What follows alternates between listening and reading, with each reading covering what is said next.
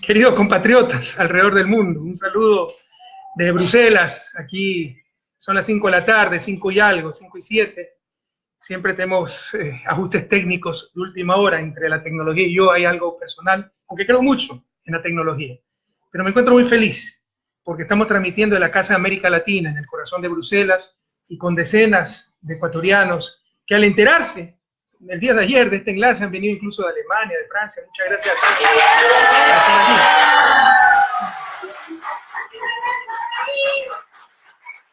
Y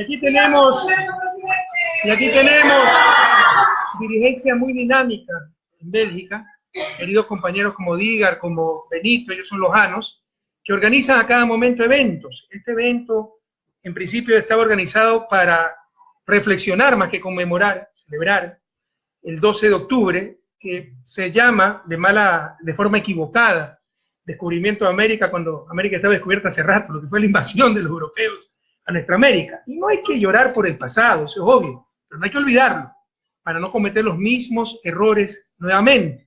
Claro, de esa invasión surgió una cultura, el mestizaje, pero también grandes problemas, saqueo, explotación, y si hubiera existido el Estado de Derecho, el actual orden mundial en esa época, serían ellos los que tendrían que pagarnos a nosotros, y no nosotros a ellos una deuda ilegítima.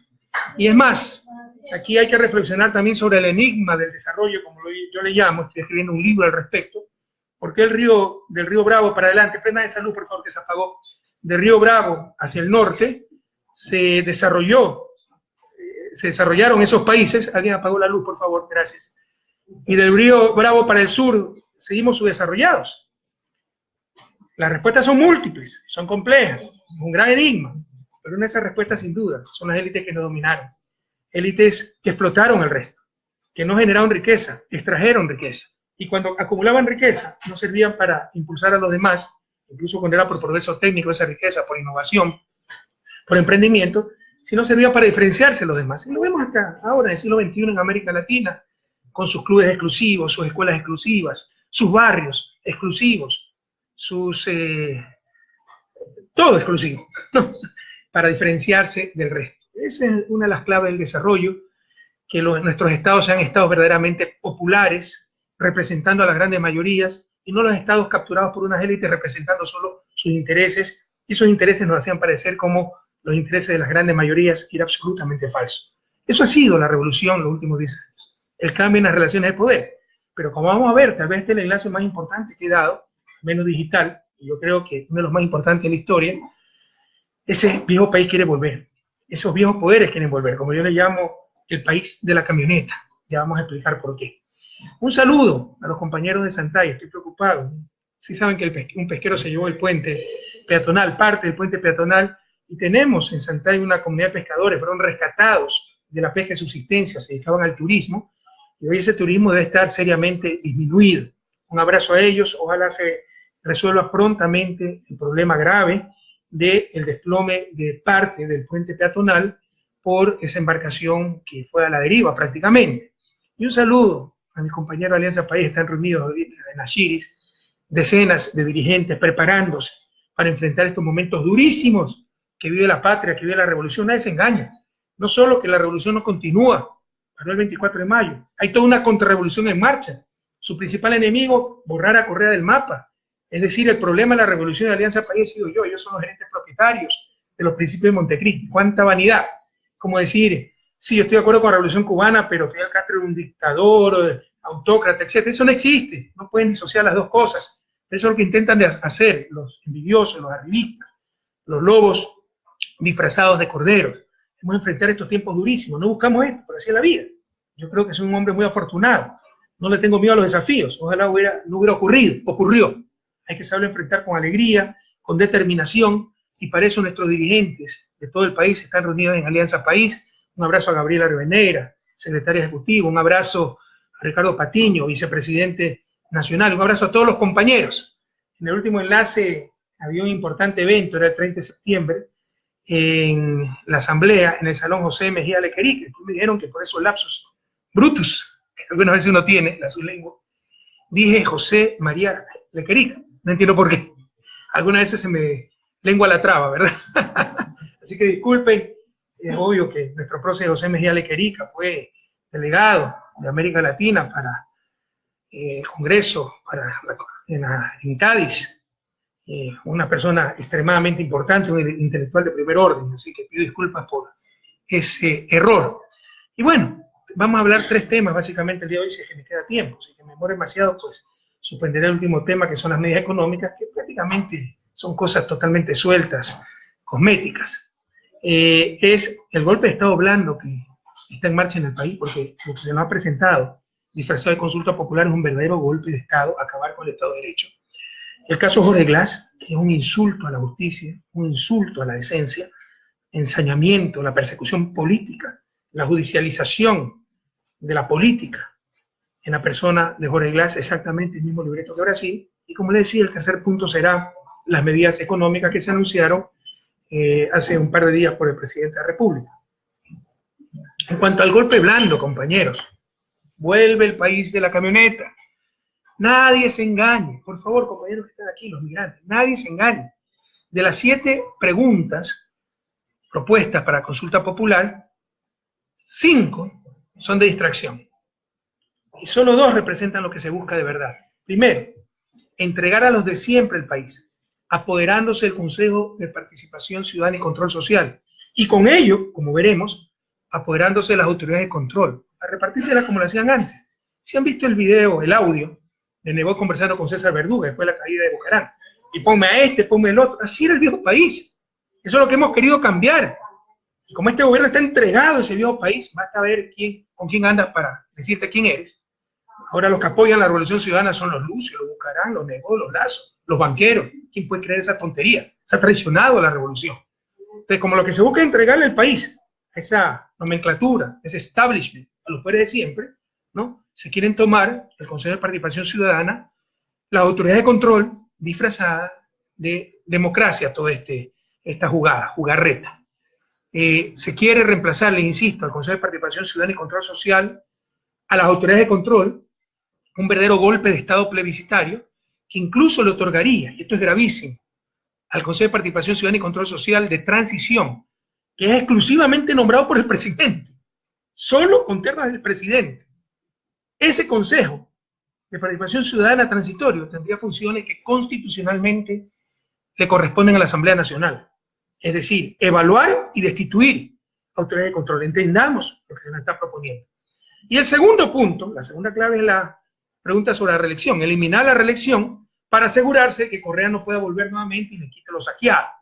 Recuerden que yo, en el 2006 fui un maverick, como dicen los gringos, un rebelde, alguien de afuera del sistema, que vino a terminarle la fiesta, un país destrozado, a la deriva, en manos de la partidocracia, repartido, cual botín entre piratas. No quieren otro Correa, no quieren que les pase eso nuevamente, que sigue el establishment dominándolo.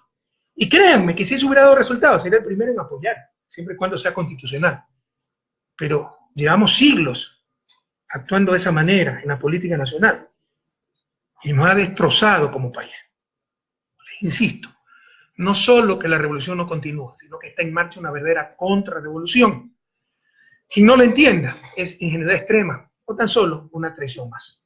La pregunta es la pregunta 3, esa es la clave, es la más importante, con lo que quieren acabar el Estado de Derecho, hacer una dictadura plebiscitaria, le insisto. Dice, ¿está usted de acuerdo con enmendar la Constitución de la República del Ecuador para reestructurar el Consejo de Participación Ciudadana y Control Social, así como dar por terminado el periodo constitucional de sus actuales miembros, y que el Consejo que asuma transitoriamente, solo nombrado por el presidente, sus funciones tenga la potestad de evaluar el desempeño de las autoridades cuya designación le corresponde, pudiendo, de ser el caso, anticipar la terminación de su periodo de acuerdo al anexo 3? ¿Entendemos lo que nos están preguntando? Con esta pregunta, entre comillas, que además son varias preguntas en una, de la forma más grosera e inconstitucional, y aprovechando la manipulación de los medios de comunicación y el hinchamiento mediático al Consejo de Participación Ciudadana y Control Social, se quiere descabezar al Consejo, reemplazarlo por un Consejo transitorio, entre comillas, de 7 miembros, conformado exclusivamente por representantes enviados por el Ejecutivo a la Asamblea internas, y lo más grave, se propone entregarle las funciones de fiscalización de la Asamblea Nacional Revisen, artículo 131 de la Constitución Política del Estado.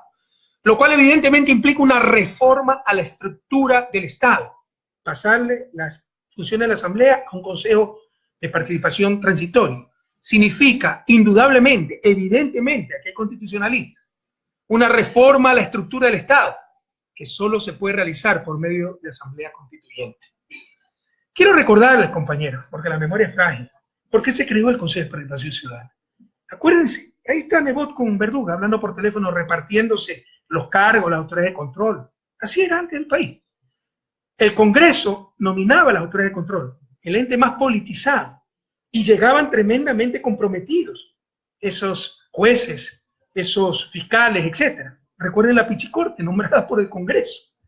Cuando inició el gobierno, recuerden el fiscal, el que quedó en quinto lugar fue el elegido, por los amarres de la partidocracia. De la terna que envié para superintendente, fue el tercero, puesto a última hora, porque no estaba en la terna, pero no cumplía los requisitos uno de los miembros que quería presentar. Se puso a última hora este señor, y lo que hizo fue amarrar con los social cristianos y sociedad patriótica para que lo nombren a él, de tal forma que lo propone el propio Gilmar Gutiérrez. Así se nombraban las autoridades de control. Todos llegaban comprometidos, dependientes del partido, que lo había promocionado. Sí, a los tuyos no te toco, a estos sí los persigo, etc. Por eso se creó ese Consejo de Participación Ciudadana y Control Social, que busca que entes un poco independientes en la parte política, elegidos por concurso de merecimiento, vocales, consejeros, sean los que elijan, a su vez por concurso nacional de merecimiento y con comisiones ciudadanas, a las diferentes autoridades de control, al Consejo de Judicatura, al Consejo Nacional Electoral. El diseño es muy bueno, el diseño institucional. Otra cosa es que no haya funcionado adecuadamente con las actuales vocales, y en eso podemos estar de acuerdo. Ni siquiera han iniciado, por temor, por presiones del Ejecutivo, el concurso para Contralor de la República. Y están utilizando a la Contraloría como instrumento de persecución, por eso que no quieren cambiar al actual Contralor encargado. Pregunten a asambleístas, a exministros, a dirigentes de Alianza País que se oponen al actual gobierno, enseguida le mandan una auditoría. Entonces, por eso el gobierno quiere impedir el concurso para nuevo Contralor. Y el Consejo debió iniciar hace tiempo ese concurso y no lo ha hecho. Entonces, podemos coincidir que no han cumplido con su deber en la lucha contra la corrupción, pero otra cosa es que esté mal el diseño constitucional, el diseño institucional. Y si lo que quieren es remover a funcionarios que no han cumplido con sus funciones, para eso existe el mecanismo, es decir, constitucional de juicio político. Sí entendemos todo eso. No es necesaria una consulta para remover funcionarios. Existe el juicio político. En el caso del Consejo de Participación Ciudadana y Control Social, a los consejeros, la Asamblea les puede hacer juicio político y se necesita solo mayoría simple para que sean destituidos. ¿Cuál es el problema con esto? Que sencillamente saldrían los actuales vocales, pero el gobierno no podría apoderarse del Consejo de Participación, nombrando un consejo ad hoc. Habría que hacer concurso nuevamente. Y lo que buscan es eso, no cambiar los vocales solamente, apoderarse del Consejo de Participación. ¿Sí estamos claros hasta aquí? ¿Sí me explico adecuadamente? Aquí está la clave de todo, queridos compañeros. Por favor, a reaccionar, a defender a la patria, a defender lo logrado, el Estado de Derecho. Aquí está la clave de todo. No se trata de remediar el mal funcionamiento del Consejo de Participación Ciudadana, con lo cual muchos coincidimos, y para lo cual no es necesaria una consulta.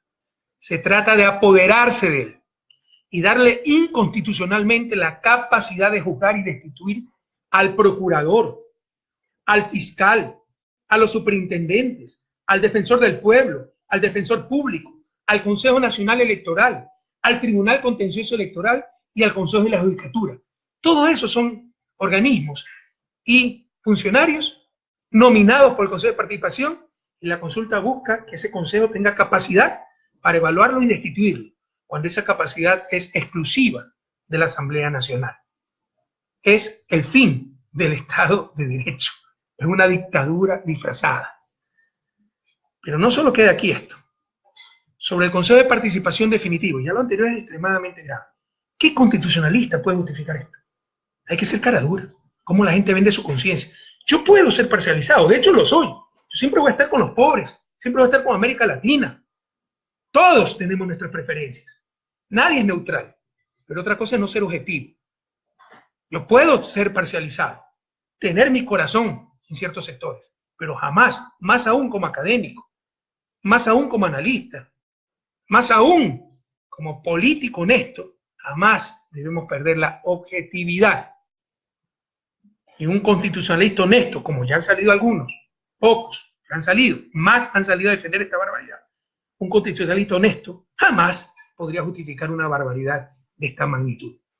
Y sobre el Consejo de Participación Definitivo, se propone la elección de 7 vocales por elección popular, una vez que pase el de transición, poniendo como requisito que no sean afiliados a partidos políticos. Lo único que se logrará con lo primero, que puede ser discutible, pero lo único que se logrará es tener un mini congreso. Y lo segundo, que no sean afiliados a un partido político, es un absurdo que atenta contra los más elementales derechos de afiliación política y participación, usando la estrategia conservadora de satanización de la política. Entendamos que es una manera de inmovilizarnos. O sea, en otros países se busca que la gente se afilie a movimientos políticos para, por medio de organizaciones políticas, pues, incidir en la política nacional. Aquí se sataniza aquello. Qué daño que le hacen a la democracia, qué daño que le hacen al sistema de partidos, qué daño que le hacen a la institucionalidad. Y es un discurso conservador. La izquierda debe rescatar el valor de la política, que es la forma racional como una sociedad toma sus decisiones. Si no hay organizaciones políticas, si no hay dirigentes políticos, ¿quién toma las decisiones? Los gerentes allá nos quieren llevar a rechazar todas estas cosas que incluso atentan, insisto, contra los más elementales derechos de participación. Y finalmente, hay un detalle nada irrelevante. El Consejo Transitorio, recuerda, se cambia el Consejo, se nombra un transitorio, exclusivamente con representante del Ejecutivo, y después de unos meses se nombra el definitivo, proponen por elecciones, con las elecciones locales del 2019, y que no tengan afiliación a partido político. Pero hay un detalle nada irrelevante. El Consejo Transitorio en realidad podría quedarse hasta el año 2023, ya que el Código de la Democracia prohíbe realizar reformas legales en materia electoral durante el año anterior a las elecciones, y en consecuencia no podrían elegirse los nuevos miembros con las elecciones locales de febrero de 2019. Podríamos tener un Consejo de Participación nombrado exclusivamente por el Ejecutivo, con plenos poderes, fuera de la Asamblea, hasta el año 2023. Esas son las trampas de la consulta. Ojalá todos entendamos.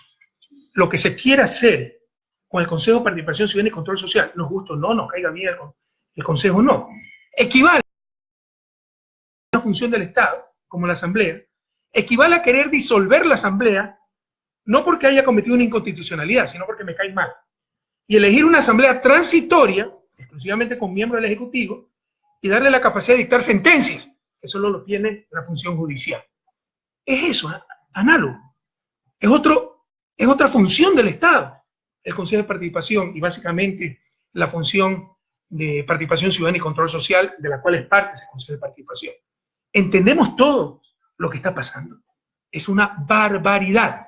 Se sembraría el nefasto precedente, además, de que cada presidente que llega en la cresta, supuestamente, en la ola de popularidad, no le caen bien las autoridades de control, llama a consulta popular y las vota todas. Insisto, es el fin del Estado de Derecho. Obviamente esta pregunta no puede pasar el control constitucional de la Corte Constitucional, cuya misión fundamental, la misión de la Corte Constitucional es proteger al Estado de Derecho. O sea, cualquier corte que se respetara no puede pasar una barbaridad así. Pero ya hemos visto el burro volando, falta solo la manada. Ya hemos visto cómo de forma descarada, ya hemos visto el camello pasando por el ojo de la aguja, solo falta toda la manada de camellos. Ya hemos visto cómo de forma descarada se reúne la vicepresidenta encargada, ministro de Justicia, secretario de Gestión Política, con los jueces de la Corte Constitucional. ¿Saben lo que es eso? Cuando existe un proceso en marcha presentado por el Ejecutivo y después de forma descarada nos hablan de independencia de funciones. Esta gente tiene psicología proyectiva. Acusaba a mi gobierno de todo lo que ellos practican, porque ahora es que se ha acabado la independencia de funciones. Miren cómo presionan a autoridades de control, a jueces, a los jueces constitucionales. Ahora es que hay censura total de prensa, blindaje total para ciertos actores políticos, solo una verdad manipulada, en consecuencia no es verdad. Ahora es que hay persecución por parte de los organismos de control. Imagínense si yo me reunía con un juez, en la vida me reuní, pero con un juez, hubiera sido un escándalo. Aquí se reúnen con la Corte en pleno, cuando hay un proceso en marcha pedido por el Ejecutivo, y no pasa nada. ¿Cuánta hipocresía? ¿Cuánta doble moral? Recuerden los mails que me robaron. Ahí no es delito, ahí es libertad de expresión, cuando roban mail al presidente y a Gustavo Yal, y quisieron hacer creer que yo había influido en la justicia. Revisen esos mails. Solo hablan de un presidente totalmente preocupado por su país, por cumplir sus labores, ¿no? Pero ahí sí quisieron hacer escándalo. Ahora se reúnen con la Corte en pleno y no pasa nada. ¡Qué barbaridad! ¿A dónde están llevando al país? Y sé, compatriotas, que van a argumentar que en la consulta de mayo del 2011, que fue por iniciativa del Ejecutivo, también se cambió en ese caso al Consejo de la Judicatura, ¿se acuerdan? Ahí está el engaño. Ahí está el engaño. El Consejo de la Judicatura de ese entonces se encontraba casi 2 años inconstitucionalmente en funciones prorrogadas. Se me pasa mi maletín, por favor, que tengo los documentos. Violando el artículo 20, gracias, del régimen de transición, que daba 180 días. 180 días, aquí está, ¿no? Daba 180 días el régimen de transición, los que tienen el librito de la Constitución, el régimen de transición está al final, artículo 20, el régimen de transición, que daba 180 días, lo voy a sacar mi Constitución, está bien viejita porque lo utilizo mucho, ¿ya? Pero aquí al final tienen el régimen de transición. Revisen el artículo 20. Aquí está. En un plazo no mayor de 180 días se organizará el Consejo de la Judicatura. Sus integrantes se designarán por el procedimiento establecido en la Constitución. Tenía 180 días. La Constitución entró en vigencia en septiembre de 2008. Tenía más o menos octubre, noviembre, diciembre, enero, febrero, marzo, abril del 2009. Era mayo del 2011 y seguía en funciones, porque no se elegía al nuevo Consejo. Esto era inconstitucional. Y mientras tanto la justicia estaba en soletas. Recuerden que teníamos cerca de 6.000 caducidades de prisión preventiva. Eso significaba que después del año, sin sentencia, había que dejar libre al asesino múltiple, al violador, a los criminales más peligrosos. Y la población me reclamaba por la seguridad a mí. Con eso dependía del sistema de justicia. Yo dependía del sistema de justicia. Mientras tanto, la justicia en soletas, repleta de jueces temporales, sin evaluaciones, e incluso con un grave conflicto entre los miembros del Consejo de Judicatura. El problema no podía durar un minuto más. Una circunstancia totalmente diferente. Un Consejo de Judicatura que nunca había aplicado la nueva Constitución y se encontraba 2 años inconstitucional en funciones prorrogadas. No es que me caigan mal, como ahora con el Consejo de Participación pretende el Ejecutivo. Además, se intentaron varios juicios políticos a los miembros de este Consejo, al menos del año 2009. Juicio que podía resolver la parte de gestión, no podía resolver el problema constitucional. Pero se necesitaban 2/3 partes de la Asamblea para la institución del Consejo y no lo teníamos. De hecho, al final se hizo el juicio político y lo perdimos por el bloqueo de la oposición. Prohibido olvidar. Si algo tengo como virtud o como defecto, es la coherencia, compañeros. Pueden decir lo que quiera de Correa, pero nadie puede negar que cumplimos lo que dijimos, lo que ofrecimos al pueblo en Azurra, que somos extremadamente coherentes con lo que pensamos, decimos y actuamos. No es que ofrecimos algo en campaña y adoptamos el programa de la oposición como se está haciendo actualmente. Se puede acusar de todo, menos de incoherente. Además, los conflictos,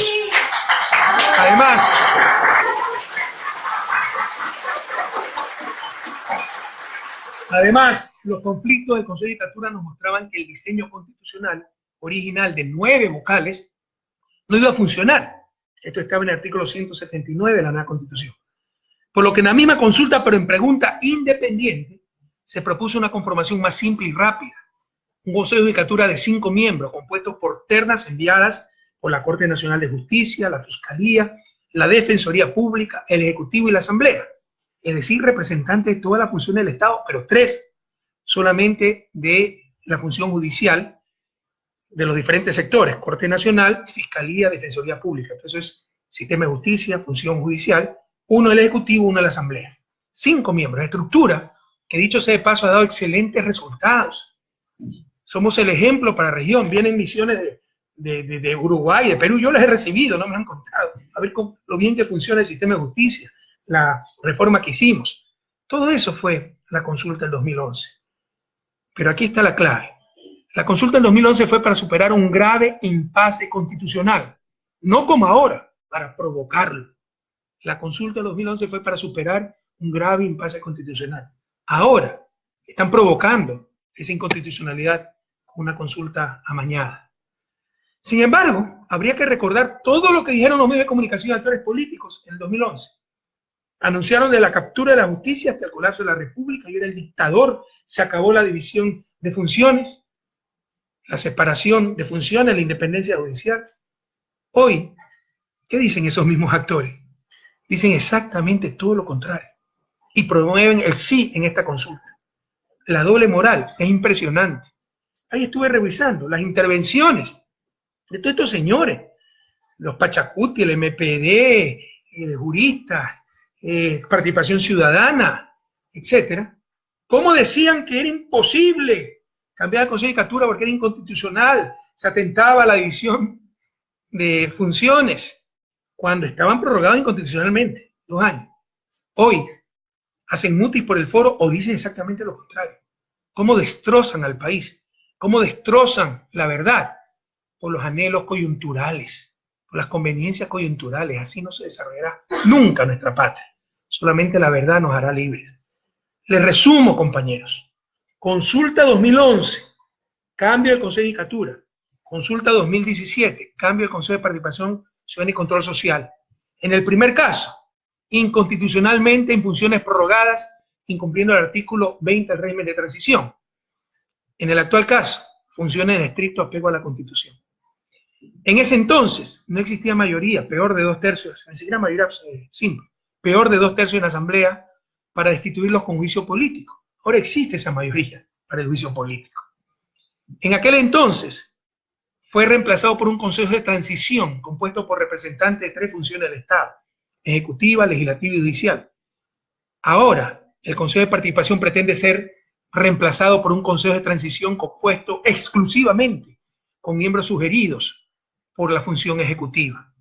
En ese entonces, ese Consejo de Transición ejerció funciones exclusivamente, funciones establecidas en la Constitución para el Consejo de Judicatura, no se les añadió ninguna función. Ahora pretenden al Consejo de Participación de Transición entregarle funciones no establecidas en la Constitución y que corresponden a la Asamblea Nacional. En ese entonces, el Consejo de Transición, como le propusimos al pueblo ecuatoriano, duró 18 meses en sus funciones. Ahora pueden quedarse hasta el año 2023, ya que el Código de la Democracia prohíbe realizar reformas legales en materia electoral durante el año anterior a la elección. Saben todos a lo que nos estamos enfrentando. ¿Ha quedado bien claro esta parte? Se trata de un verdadero golpe de Estado plebiscitario, destruir al Estado de Derecho por las conveniencias coyunturales. ¿Y cuál es la segunda parte del plan?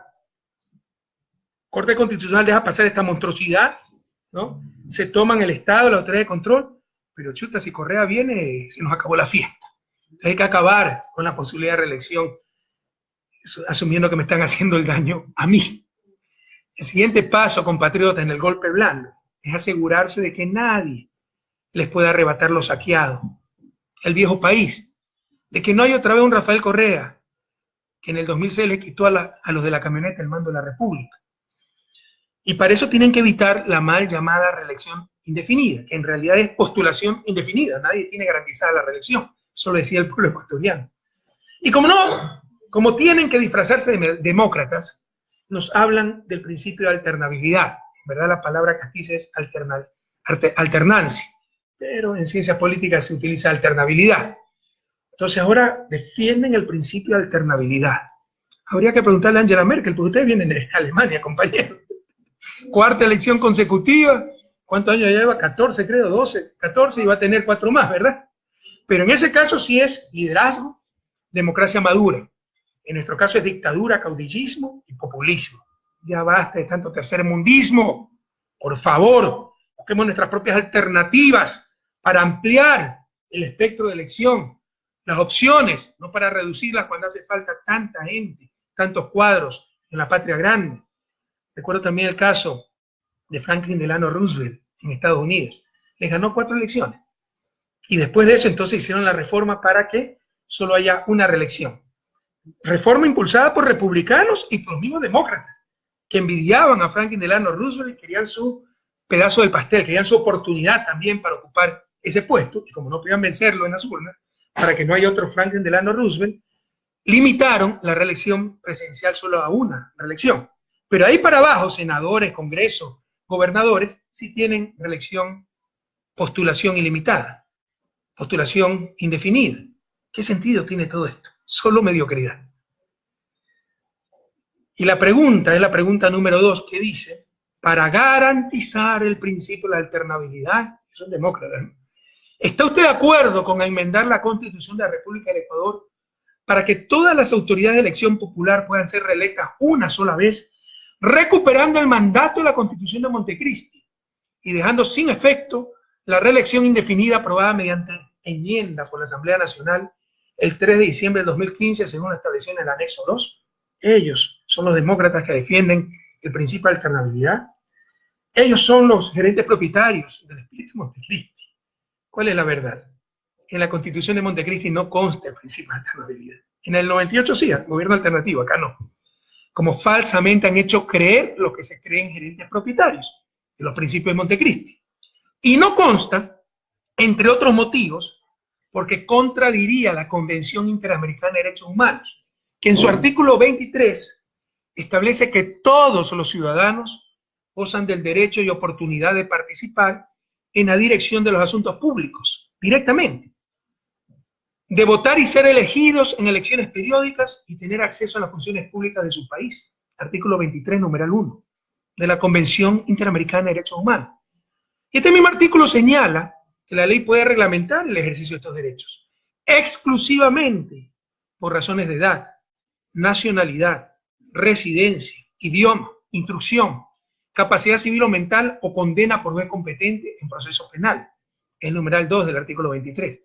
Lo dice expresamente la Convención Interamericana de Derechos Humanos. Por ningún lado se puede restringir ese derecho porque ha sido electo anteriormente para ese cargo. Cuando se estableció una nueva constitución, el sistema de una reelección, yo estuve ahí, no es que me lo contaron, lo discutimos. Nadie hablaba de que no, que la alternativa, no.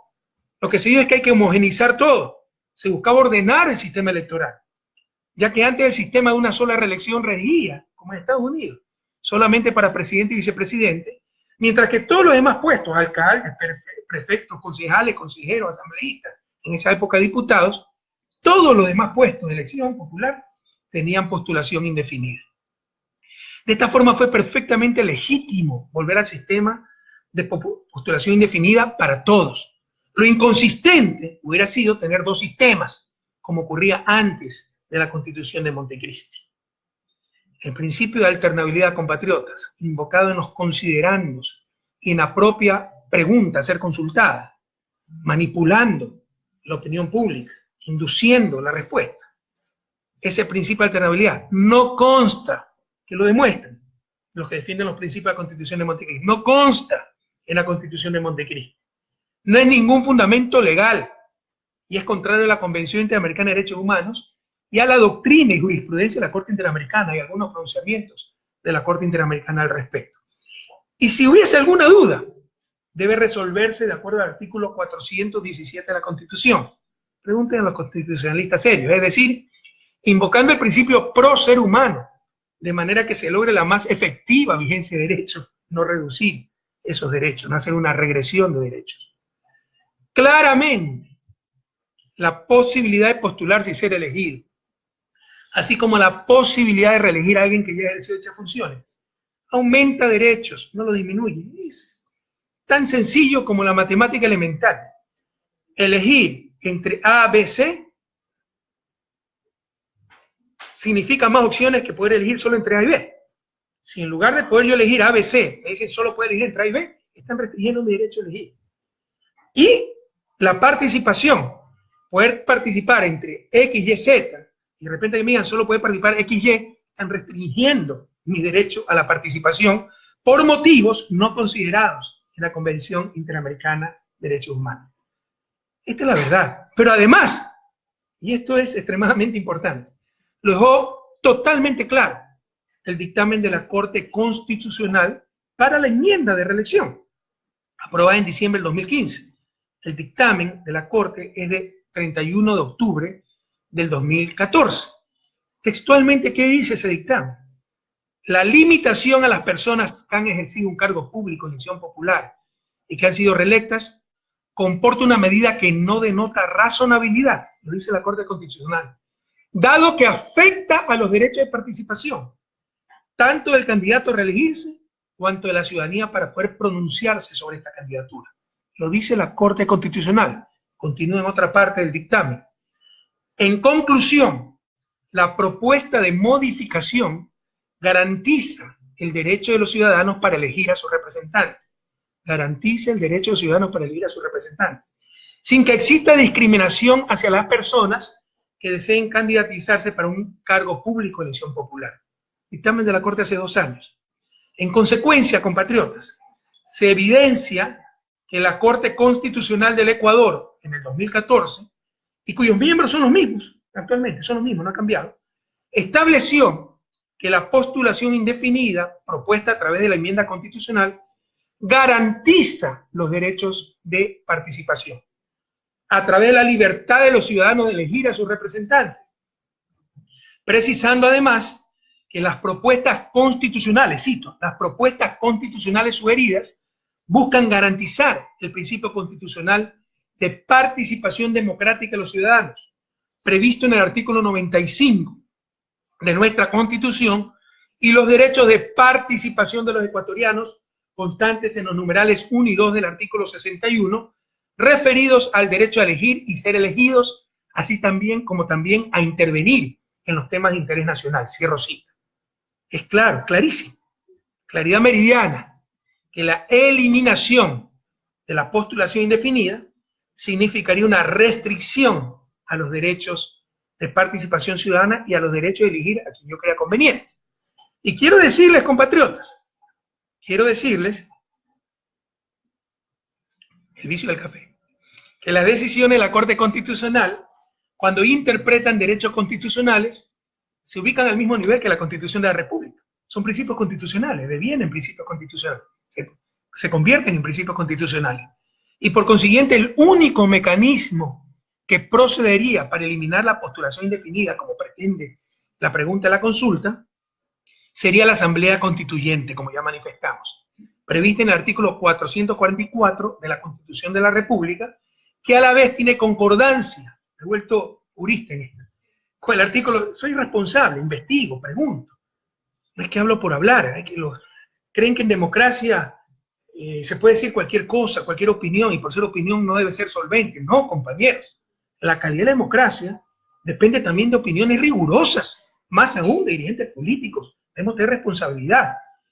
Este artículo 444 de la Constitución está en concordancia con el artículo 101, numeral primero de la Ley Orgánica de Garantías Jurisdiccionales y Control Constitucional, que dice: cualquier proyecto normativo que tenga por objeto o efecto restringir el alcance de los derechos y garantías constitucionales fundamentales o modificar el régimen procedimental de reforma a la Constitución, solo podrá tramitarse de acuerdo con el procedimiento previsto en el artículo 444 de la Constitución a través de la convocatoria a una asamblea constituyente. ¿Lo quieren hacer? Vamos a asamblea constituyente y lo enfrentaremos a la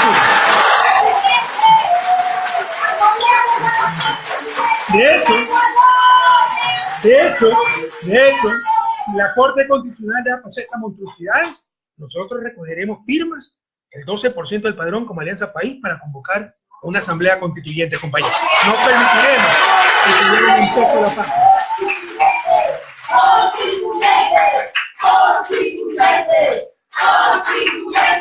Compañeros, como ustedes ven en su dictamen sobre la enmienda, la Corte Constitucional es categórica en cuanto a que la enmienda aumenta derechos.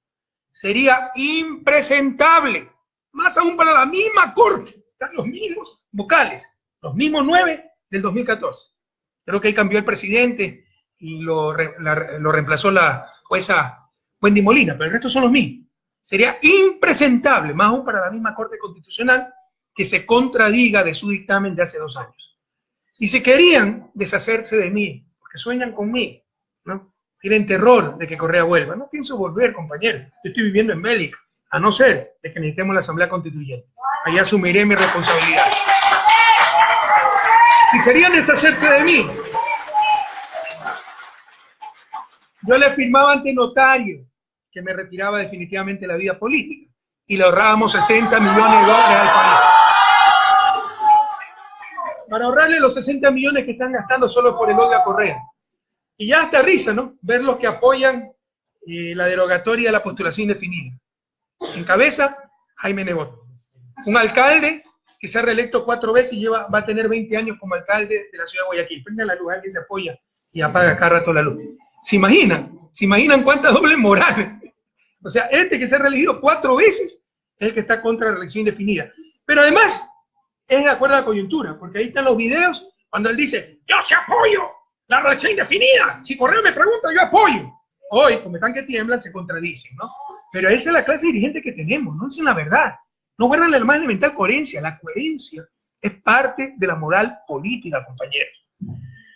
Como le decía, la alternabilidad, que en realidad es alternancia, la decide el pueblo en las urnas, entre los candidatos de su preferencia, como en el caso de la alcaldía de Jaime Nebot, 4 veces. Candidato y ganador de la alcaldía de Guayaquil. Cabe indicar, compañeros, porque la memoria es frágil, yo al principio me opuse a esta enmienda.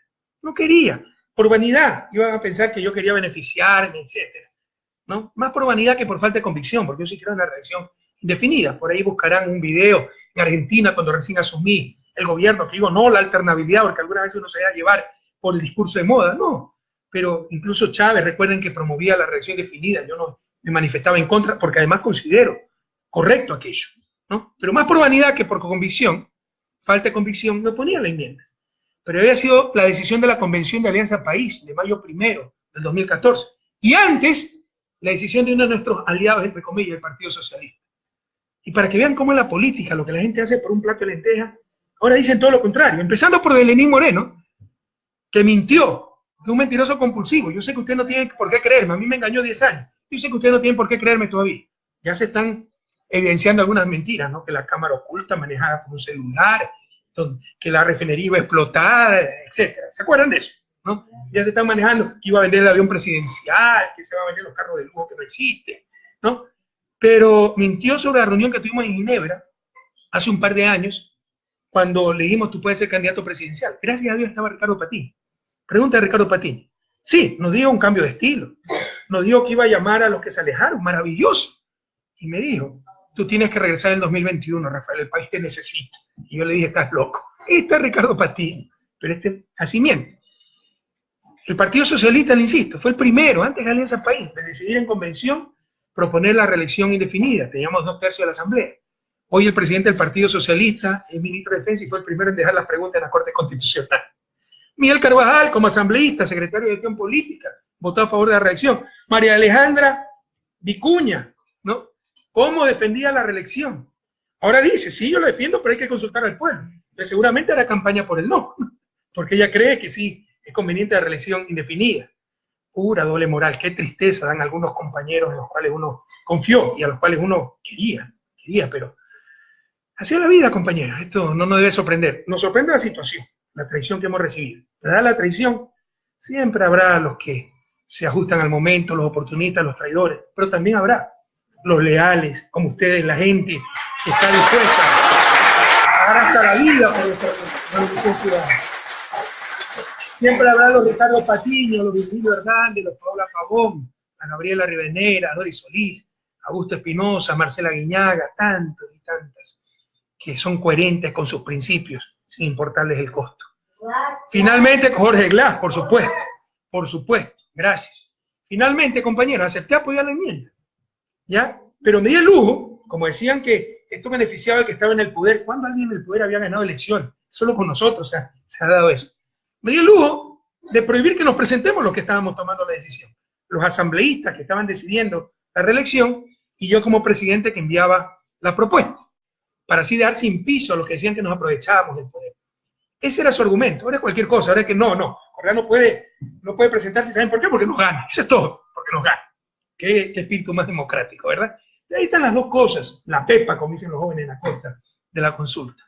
Tomarse el Consejo de Participación Ciudadana, reemplazarlo por miembros designados por el Ejecutivo, darles una brutalidad, una inconstitucionalidad por los 8 costados, la función de la Asamblea Nacional y chantajear o sacar a la autoridad de control y apoderarse nuevamente del país, como el viejo país de la camioneta. Y lo segundo, bloquear el paso a una posible reelección de Correa, porque vuelve, nos gana y se nos acabó la fiesta. Eso es todo. El resto es relleno con diferentes niveles de importancia. Por ejemplo, la ley de plusvalía. La consulta también busca derogar la ley orgánica para evitar la especulación sobre el valor de la tierra y fijación de tributos, publicada en el registro oficial del viernes 30 de diciembre. Esto es importante, porque la construcción decreció los 2 últimos años. Parece que por esta ley que está vigente recién desde enero del presente año, ¿no? Están utilizando una serie de informaciones falsas para desprestigiar a la ley, como lo hicieron cuando se discutía la ley. Esta es la pregunta 7. ¿Está usted de acuerdo con que se derogue la ley orgánica para evitar la especulación sobre el valor de tierras y especulación de tributos? Aquí tal vez hay un error tipográfico, conocida como ley de plusvalía según el anexo 1. Compañeros, con esta ley contra la especulación de tierras, que nos puso a la vanguardia de América Latina, ¿qué se logra? Que las ganancias extraordinarias, más aún cuando es producto de la obra pública, vayan a los municipios, no al gobierno, a los municipios que tanto necesitan esos recursos. Se evita la corrupción de utilizar información privilegiada para el lucro privado, como el caso de la perimetral. Año, por ahí va a pasar la perimetral, compra los terrenos, ¿no? Y después los vende a 10 veces más del costo. Como el caso de Tababela, del aeropuerto de Quito. Por favor, ¿cuántas fortunas han hecho con esto? Se impide la especulación del suelo y potenciales burbujas inmobiliarias. Nuestros migrantes saben lo que es esto. Los migrantes de España, pero también los migrantes de Estados Unidos. ¿Cómo los aniquilaron? ¿No? Los aniquiló la burbuja inmobiliaria, la especulación con bienes inmuebles. Se reventó la burbuja, se quedaron endeudados en 200.000 euros, la casa que era de garantía, y eso solo vale 50.000, devuelven la casa, pierden la casa y se quedan endeudados de por vida. El problema de las hipotecas. En la base de ese problema está la burbuja inmobiliaria, la especulación. Y por eso esta ley impide esos fenómenos. Y además se crean fuertes incentivos para declarar el verdadero valor del inmueble y así evitar una de las evasiones más generalizadas, que es la evasión del impuesto catastral, que es para los municipios. ¿Pero qué hace la gente? Compro una propiedad 30.000 y en verdad estoy pagando 200.000 y pago el impuesto catastral sobre 30.000. Entendamos que eso es evasión, que está perjudicando a los municipios. La ley corrige también estas distorsiones. Malintencionadamente se ha confundido o hecho confundir los efectos de la ley en vigencia solamente de diciembre pasado, como ya les manifesté, con los problemas económicos que tenemos hace 2 años. Por los problemas económicos hicimos un ajuste de 6% del PIB en el sector de inversión pública. Es el ajuste más grande de toda América Latina. Eso significa menos carreteras, menos construcciones hidroeléctricas, etcétera, ¿no? Necesariamente tenía que afectarse el sector construcción, puesto que el Estado es uno de los principales contratantes de las constructoras privadas. Además, las construcciones residenciales son bienes que llamamos los economistas consumo duradero. Una manzana, me la como, se acabó. Una refrigeradora la uso una y otra vez y perdura, se llama consumo duradero. La casa habito y perdura. La utilizo, me genera un servicio y perdura el bien. Se llaman bienes de consumo duradero, que son los más sensibles a una disminución del ingreso producida por una recesión como la que sufrimos en el 2016. Disminuye mi ingreso, lo primero que dejo es de comprar los bienes de consumo duradero. Espero para reemplazar la refrigeradora o para comprarme una nueva casa. Esos son los motivos del decrecimiento de la construcción, no la ley de plusvalía. Eso no resiste ningún análisis técnico. Sin embargo, cuidado. Lo que pasa es que hay mucho engreimiento en ciertos sectores empresariales. Estamos hablando con respecto al 2014. Es deshonesto juzgar a un gobierno por los 2 años de mayores problemas. Juguemos los 10 años. La economía se ha duplicado. En el 2006, el sector construcción tuvo utilidades por 180 millones de dólares. ¿Saben cuánto fueron las utilidades en el 2016? Con todos los problemas. 930 millones de dólares. 5 veces más. Esa es la realidad. Es sorprendente que algunos solo vivan quejándose. Inmobiliarias. En el 2006 ganaban 110 millones, en 2016 376 millones. Claro, es menos que en el 2014 que ganaron 545 millones. Pero hemos tenido recesión, además que había mucha especulación, ¿no? Entonces, en buena hora, si han dejado de ganar tanta plata, sacando, porque cuidado, si alguien gana más es que alguien pagó más. ¿Y quiénes son los que pagan más? Ustedes, a no ser que haya aumentado mucho la actividad. Pero si son la misma cantidad de casas que se aumentaron, pero también aumentaron las utilidades no solo por el mayor nivel de actividad, sino por el aumento de los precios de esas casas. Las casas estaban carísimas. Se inflaron las utilidades de las inmobiliarias Y si alguien paga más por una casa, si alguien gana más por una casa, es que alguien paga más por una casa. Y los que pagan más son ustedes, las familias. Como le decía, sí disminuyó la inversión en inmuebles y también cayó la compra de vivienda para habitar. Pero esto significa que se redujo la demanda. Ustedes conocen el mecanismo del mercado, oferta-demanda. Se reduce la demanda, ¿qué pasa con el precio? Debería bajar, ¿verdad? ¿Alguien vio que bajaran los precios de los inmuebles, los arriendos? Es decir, sus propios argumentos, que se ha reducido la demanda de vivienda, bienes inmuebles, etcétera, y no han bajado los precios, sus propios argumentos tan solo verifican el poder de mercado que tiene esta gente. Y en consecuencia, la necesidad de una adecuada regulación del mercado inmobiliario, que es precisamente lo que busca, entre otras cosas, la ley de plusvalía. ¿Sí quedó claro esto, compañeros?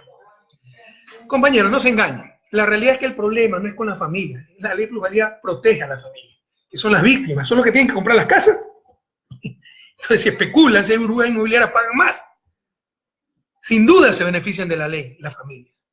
El problema ni siquiera es con el sector de la construcción y la verdadera promoción inmobiliaria. Porque para esa verdadera promoción inmobiliaria, el principal problema es la especulación del suelo. El problema es con ciertos empresarios que se dedican a invertir en adquirir bienes inmuebles y esperar a que, bueno, hay recesión, ¿no? La gente vende su casa en España, entregan las casas, se las puede comprar a precio de gallina enferma. Eso todavía no ha ocurrido en Ecuador, no han bajado los precios. Esperan que pase el ciclo económico, aumenten los precios, o que por obras en la ciudad se incremente el valor comercial de los inmuebles, para revenderlos, esperan eso, para revenderlos en cortos periodos de tiempo, en valores muy superiores. Esto no es más que especulación sobre bienes de necesidad prioritaria, ¿entendemos eso? Si alguien especula con arroz en época de hambruna, se mete preso, se va preso. Si alguien especula con vivienda cuando hace falta tanta vivienda, no, hay que premiarlo. ¿Quién entiende eso? Tan solo que el uno probablemente es el pobre y el otro es el pelucón. ¿Quiénes se dedican a este negocio, compañero? Empecemos. Jaime Nebot. ¿Por qué creen que está promocionando la derogación de la ley? Toda su vida ha vivido del negocio inmobiliario. ¿Quién más? Lazo, pues. Decenas de inmobiliarias en Florida jugando con el dolor de la gente.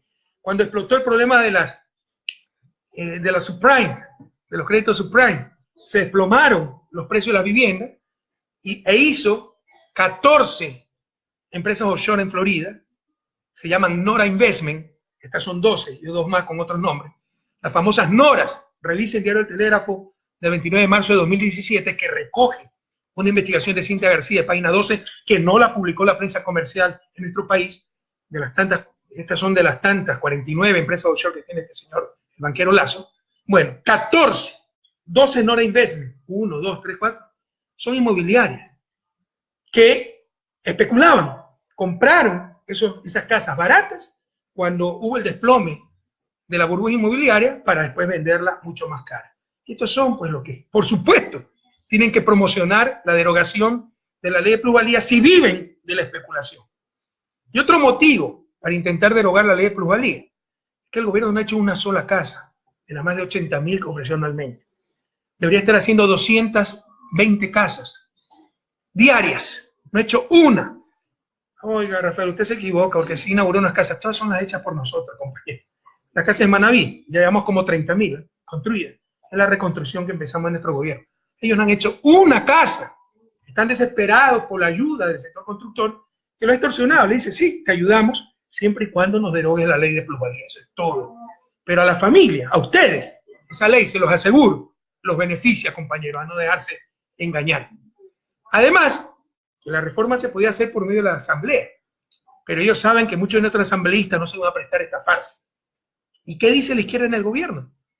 Te insista, dime con quién andas y te diré quién eres. No se llaman izquierda cuando andan de la manito con los sepultureros de la patria, con los Jaime Nebot, con los Guillermo Lazo, con los Luis Gutiérrez, con los Bucarán, con los banqueros.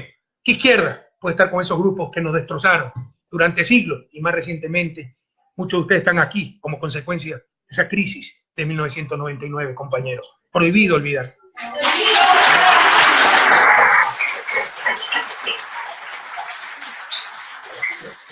La PEPA y la consulta, bajarse al Consejo de Participación, reemplazarlo por uno del Ejecutivo y votar a toda la autoridad de control para repartirse el país como pirata. Y evitar la reelección para que Correa no nos quite la fiesta, ¿no? De ahí, la ley de plusvalía, por todos estos intereses de estos dirigentes políticos que a la vez son especuladores de tierra, de bienes inmuebles, más la presión del sector constructor. Y el resto son las clásicas preguntas de enganche, incluso de populismo penal. La primera dice: ¿está usted de acuerdo con que se enmiende la Constitución de la República del Ecuador para que se sancione a toda persona condenada por actos de corrupción con su inhabilitación para participar en la vida política del país y con la pérdida de sus bienes, como dice el anexo 1? Y la pregunta 4 tiene también que ver con delitos. ¿Está usted de acuerdo con enmendar la Constitución de la República del Ecuador para que nunca prescriban los delitos sexuales en contra de niños, niñas y adolescentes, según el anexo 4? ¿Saben una cosa? ¿No? ¿Quién puede estar contra esto? Aunque hay algunos matices, pero también una gran farsa. Muchas cosas están en la ley o proyectos de ley, y obviamente esto podía ser tramitado en la asamblea sin gastar decenas de millones de dólares en una consulta. Estas preguntas son tan solo para inducir a la gente a votar sí, porque ¿quién se va a oponer a esto? Pero en el primer caso, por ejemplo, ¿no?, seguir utilizando como instrumento político la lucha anticorrupción, lo que busca es eso, ¿no? Le ha dado grandes resultados a la lucha anticorrupción. O sea, escucharon que era rentable, que nosotros somos los honestos, corrupto era Correa y su combo, jefe de la mafia, me llamaron, ¿no? Imagínense, jefe de la mafia, cuando este tipo fue 6 años mi vicepresidente, o un incompetente completo, o es cómplice, ¿no? No, es un gran hipócrita, compañero, además, no es cómplice de nada, porque éramos un gobierno absolutamente honesto, es un gran hipócrita. Pero ¿cómo no dar indignación, no? Lo canallesco, o sea, como el discurso anticorrupción enunciado por la oposición, por los medios, da resultados, le gusta a la gente, yo me nanco en ese discurso, haciendo caso a compañeros que saben que somos honestos, que saben que hemos arriesgado la vida, y no como presidente, cuando si me pasaba algo, todo el mundo lo hubiera sabido, cuando no era nadie, recién llegado de Lovaina, luchando contra la corrupción en mi país, perdí mi empleo, fui perseguido, amenazado de muerte, incluso como servicios penales.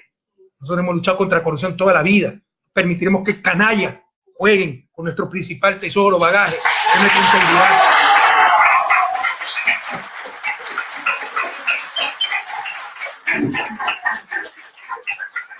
Que se trata también de seguir utilizando la lucha anticorrupción, con la pregunta 1, ¿no?, para ocultar, entre otros, la verdadera corrupción, pues, compañeros. Están repartiendo el país cual botella entre piratas. Las eléctricas buscarán, ya sacaron al gerente, ¿sí? El resto para abajo sigue siendo lo buscarán. ¿Ustedes creen que esa escoria de la política nacional va a aplaudir a un gobierno sin pedir algo a cambio? Tienen las eléctricas. Autoridad portuaria está en manos de la Sociedad Cristiana en Guayaquil. El Consejo o Comisión de Seguro de Depósito maneja miles de millones, respalda el sistema financiero. Debe ser independiente a la banca. Se lo entregaron a la banca. Así se está gobernando. Esa es la verdadera corrupción. La demagogia es la verdadera corrupción. Pero el pueblo no come cuentos, ¿eh? En las encuestas, ellos lo saben, la corrupción está en el puesto 3º o 4º. Es que el ecuatoriano es inmoral y no le interesa la honestidad. Por supuesto que no. Pero ellos saben, el ecuatoriano sabe, que no es verdad lo que están diciendo. Que ya en el registro civil no tiene corrupción, en las compras públicas no tiene corrupción, en la aduana no tiene corrupción, en el SRI no tiene corrupción. Que queda esa corrupción de los pájaros de alto vuelo, que existe en todas partes del mundo y que hay que combatirla.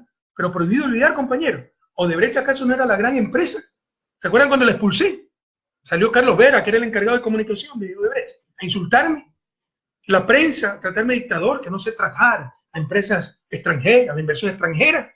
Odebrecht organizaba concursos de periodismo en América Latina. Contra la corrupción. Eso es Odebrecht. Prohibido olvidar. La gente sabe que esto es una cuestión aislada de paro de alto vuelo, que está siendo sancionada, pero que el día a día esa corrupción institucionalizada ya no existe. Quieren volver a implementar eléctrica, pero ya no existe. No es que el ecuatoriano es inmoral, como nos quieren hacer creer. No es que no les interese el asunto de corrupción. No lo ven en su vida cotidiana. Ven un cambio radical. Ustedes lo han visto, compañeros, muchos de los que han regresado al país antes de inmigración. Ya había extorsiones para sacar la maleta adicional, para no pagar ciertos impuestos. Ya eso no existe, compañeros. Y la gente se da cuenta. Lo que se consulta, compatriotas, engañosamente en la pregunta 1, ¿saben una cosa? Existe en el Código Penal desde hace más de 45 años. Esa es la verdad. No es una excepción. Muchas veces han hecho lo mismo. Preguntan cosas o anuncian cosas que están más que establecidas. En el nuevo COIP, está en el artículo 278.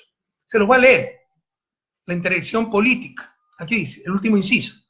Las o los sentenciados por las conductas previstas en este artículo quedarán incapacitadas o incapacitados de por vida para el desempeño de todo cargo público, todo cargo de entidad financiera o entidad de la economía popular y solidaria que realicen intermediación financiera. Esto es lo que están preguntando. Ya existe en el código. Es pura demagogia, puro populismo. También existe que tendrán que responder con sus bienes hasta el monto de lo robado. Si robaron 10 millones y tienen 10 millones, tendrán que darlo para pagar lo que robaron. Eso ya existe. Están preguntando nuevamente. Sobre la pregunta 4, sobre la imprescriptibilidad de los delitos sexuales contra niños, niñas, adolescentes, además de que también se pueda tratar por la Asamblea, a inicios de año yo envié el proyecto de ley proponiendo que la prescripción para delitos sexuales en contra de niñas, niños y adolescentes sea de 40 años. Lo quiere hacer imprescriptible, perfecto. Pero ¿por qué no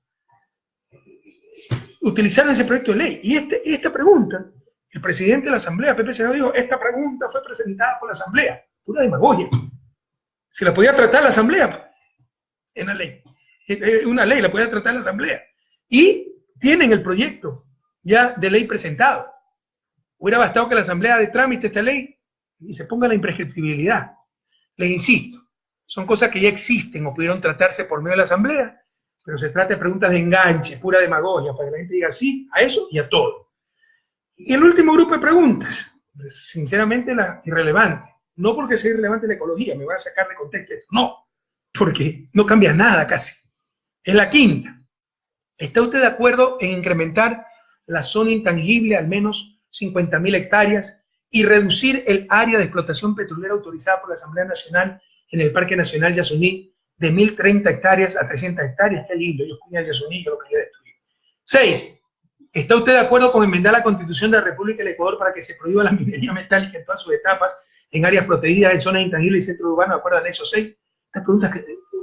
La quinta no aporta nada. Y la sexta aporta marginalmente e inconsistentemente. Ustedes saben que la iniciativa de Yasuní TT la creamos nosotros. La postura, yo la diseñé, compañero, no era que se afectaba el parque, era que se evitaba enviar a la atmósfera 400 toneladas de CO2 y por eso, para evitar eso, que era nuestro derecho, explotar ese petróleo, necesitamos una compensación de la comunidad internacional para dejar el petróleo bajo tierra. Es como el mecanismo REDD. Se paga por evitar la deforestación, para mantener el bosque en pie, porque ese país tiene derecho a talar el bosque, pero para que no tale se paga. Un mecanismo REDD de las Naciones Unidas que existe. Es análogo a la iniciativa Yasuní TT en cuanto a emisiones evitadas. No lo entendió así el mundo. Fue tal vez la decisión más dolorosa que tuve que tomar en agosto del 2013. Y tuve que dar paso a la iniciativa, pero siempre cuidando el Yasuní. A tal punto que el permiso de la Asamblea fue para 1.030 hectáreas del 1.000.000 de hectáreas que tiene el Yasuní. Y ustedes recordarán en algún conversatorio, algún enlace que dije, y si tenemos suerte serán solo 250 hectáreas, porque ya veíamos que el impacto iba a ser mucho menor. Tubería subterránea, helipuertos, etc. Se mandaba las unidades de potencia, energía, a varios kilómetros fuera del Yasuní. Obviamente ese petróleo se mandaba también a procesar fuera del Yasuní. El impacto era mínimo. Ya lo sabíamos. Entonces ahora ellos proponen que se explote solo 300 hectáreas. No están ahorrando una gota de petróleo, se están burlando para querer contentar a todo el mundo. Los yasunidos, tanto que reclamaban, ahora ¿qué dicen? Se está evidenciando que eran politiqueros nada más, porque aquí no está cambiando absolutamente nada. Revise. Yo le dije que 250 hectáreas se iban a afectar y si tenemos mala suerte máximo 500. Parece que tienen más información y ahora saben que serán máximo 300. No están cambiando nada, no están ahorrando una gota. 50.000 hectáreas más de zona intangible. Eso se puede hacer por decreto ejecutivo, el presidente directamente, ni siquiera ley, peor consulta.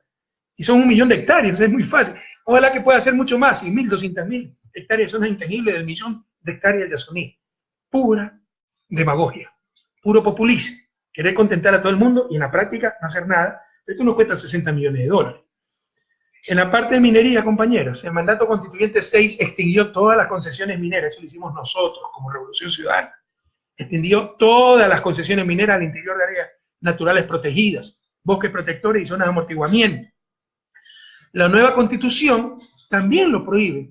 Aquí está, en áreas protegidas y zonas intangibles, salvo aprobación de la Asamblea. Por lo que lo único nuevo en la pregunta de la consulta es la inclusión de la prohibición de hacer minería metálica en zonas protegidas sin excepciones. Al menos así entendí la pregunta, porque el resto ya estaba, la prohibición, salvo aprobación de asamblea. Lo que están diciendo, no, en el caso de minería metálica en zonas protegidas, que no hay excepciones. ¿Cuál es el problema? Que esto no tiene mucho sentido. Significa que en áreas protegidas no se podrá hacer minería metálica, ni siquiera subterránea, pero sí se podría seguir explotando petróleo. Sí se puede hacer minería a cielo abierto, no metálica, para la cal, el cemento, que tiene más impacto frecuentemente que la minería metálica subterránea. ¿Quién entiende eso? Prohíben lo uno, minería metálica, pero no petróleo, no minería a cielo abierto, no metálica, que puede tener más impacto que la minería metálica a cielo abierto y subterránea, pero sobre todo subterránea. Se trata de simple demagogia. Y un tiro en el pie, ¿no? Porque están desesperados viendo cómo reactiva la economía, de acuerdo a ello, etc. Hemos sido elegidos el mejor destino de inversiones mineras este año. Ahí está gran parte del futuro para superar la miseria, para proteger la naturaleza, para que nuestras ciudades tengan sistemas de procesamiento de agua servida y no se contaminen los ríos. Hasta Quito, Bota, Almachángara, sus aguas residuales. Para eso se necesitan miles de millones de dólares. La minería no puede servir para conservar el medio ambiente. Con esto lo que están haciendo es espantando. Son mensajes terribles para los inversionistas extranjeros en cuanto a minería. ¿Y por qué le he llamado el país de la camioneta a esto, compañeros? Sin duda, la consulta popular es una atribución constitucional del presidente de la República. Artículo 147, numeral 14 de la Constitución. Y es un derecho de los ciudadanos. Sin embargo, y escúchenme bien, como casi todo mecanismo democrático, una consulta puede ser manipulada y mal utilizada. Les voy a dar ejemplos de eso. Para servirse del pueblo y no para servir. Por demagogia, por populismo, por la verdadera hambre, ahí sí, hambre de poder. Nuestro gobierno utilizó en cuatro ocasiones la consulta popular. Una incluso con la constitución anterior. La primera, con la constitución anterior, fue para convocar una asamblea constituyente.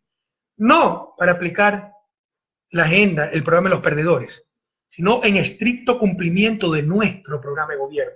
Somos gente honesta, coherente. Programa de gobierno con el cual habíamos ganado las elecciones, ¿se acuerdan? Ofrecimos una constituyente, ¿no? Llamamos a consulta popular para esa constituyente. Y pese a la oposición del Congreso de aquel entonces, en el cual no teníamos ningún diputado, acuérdense de eso. Luego se llamó a consulta para aprobar, se llama referéndum técnicamente, aprobar la nueva Constitución de la República, lo cual nunca se hizo con la Constitución neoliberal de Sangolquí. Y como también se había ofrecido en un inicio a convocar la Asamblea Constituyente, que la Constitución que vamos a poner en consideración del pueblo ecuatoriano.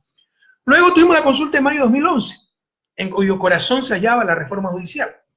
Dado, insisto, que el Consejo de Judicatura se hallaba inconstitucionalmente en funciones prorrogadas, y dado que no teníamos mayoría en el Congreso, en la Asamblea Nacional.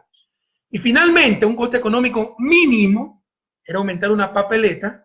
Se aprovecharon las últimas elecciones presidenciales para consultar al pueblo si estaba de acuerdo con prohibir a los funcionarios públicos, que los funcionarios públicos tengan operaciones en paraísos fiscales, lo cual nos puso a la vanguardia mundial en la lucha contra esta pandemia del capitalismo salvaje.